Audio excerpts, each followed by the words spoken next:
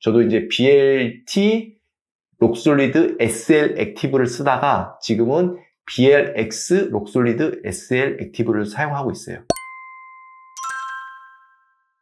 안녕하세요. 치과의사 23년차 구강외과 전문의 신창원입니다. 오늘은 스트라우마 임플란트에서 또 한번 말씀드리도록 할게요. 그러니까 우리가 흔히 얘기하는 스트라우마 임플란트는 이런 이제 실제로 스트라우만 그 회사, 전통적인 회사에 옛날부터 나왔던 그 임플란트를 말하는 거고, 오리지널은 이 티슈 레벨 임플란트죠. 이렇게 티슈 레벨이라는 건 잇몸 높이에 맞게 심는 임플란트고, 얘는 뼈 높이에 맞게 심는 임플란트고, 요즘에는 티슈 레벨 지금도 좋아하시는 분들은 좋아하지만 그래도 대세는 본 레벨입니다. 요즘에는 본 레벨이고, 본 레벨 안에서도 이제 이거 보면은 되게 종류가 많아요. 록솔리드 있고 티타늄 있어요. 스트라우마 임플란트를 심는데 티타늄을 쓴다. 그럼 저는 별로 본 레벨을 쓰는데 티타늄을 쓴다. 그러면 조금은 약간 더 낮은 라인업을 쓰는 거예요. 당연히 록솔리드가 더 좋고, 록솔리드는 티타늄하고 지르코니아를 섞은 거고, 이거는 정말 전 세계 어느 임플란트 회사에서 나오지 않고 오로지 스트라우마 임플란트에서만 나오는 재질이에요. 그러니까 임플란트 바디가 티타늄, 순수 티타늄이 아니라 지르코니아 재질이 섞여 있는 거죠. 그리고 또 표면 처리에서도 SL 액티브가 있고 SLA가 있어요. SL 액티브가 당연히 더 좋은 거예요. 표면 처리가 훨씬 더 상위급이고 더 최근에 나온 거예요. 그러니까 록솔리드의 SL 액티브가 제일 좋은 거라고 보시면 되죠. 그리고 그 중에서도 이제 디자인도 이제 좀 요즘에 좀 다양하게 나오는데 BLX가 있고 BLT가 있어요. 보면은 이렇게 보면은 좀 얘네 두 개는 좀 나사선이 좀 얌전하잖아요. 얘는 BLX는 나사가 좀 굉장히 좀 깊게 돼 있고 커넥션 되는 그 형태도 달라요. 최신형은 요거죠. 그래서 요즘 최근에 나온 스트라우마에서 최근에 나온 거는 BLX고, BLX는 록솔리드만 나와요.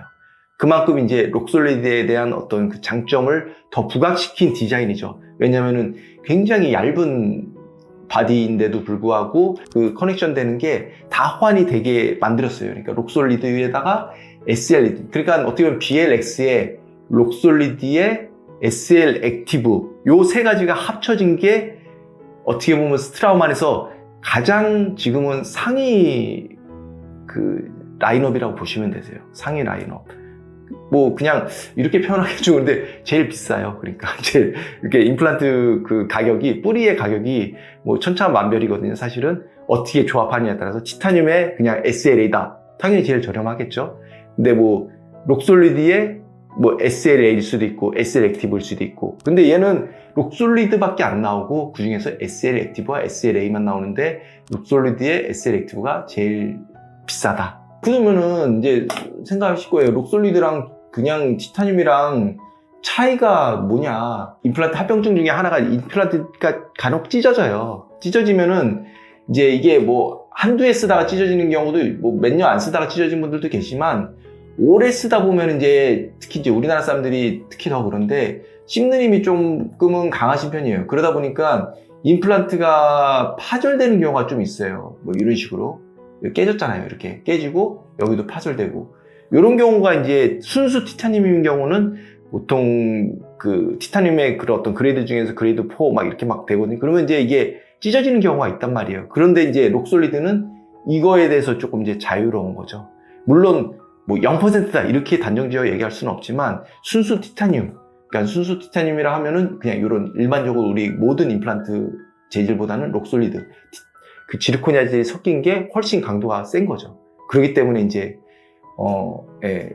가능하면은 록솔리드를 쓰는 게 장기적인 예후에 있어서는 훨씬 유리한 거죠. 임플란트가 찢어질, 임플란트 뿌리, 어떻게 보면 치아로 치면 뿌리에 해당되는 게 찢어질 가능성이 훨씬 낮아지는 거니까. 저희는 그래서 지금은 제가 처음에 록솔리드 요 BLX 나왔을 때는 몇 년 동안 좀 지켜봤어요. 왜냐면은 이게 그래도 최소 우리나라에서 4, 5년 이상 검증돼야 되니까. 근데 지금 우리나라에 들어온 지도 4년, 5년 뭐 이렇게 됐기 때문에, 지금은 이제 뭐 충분히 쓸만하다 해서 이제 저도 이제 BLT 록솔리드 SL 액티브를 쓰다가 지금은 BLX 록솔리드 SL 액티브를 사용하고 있어요.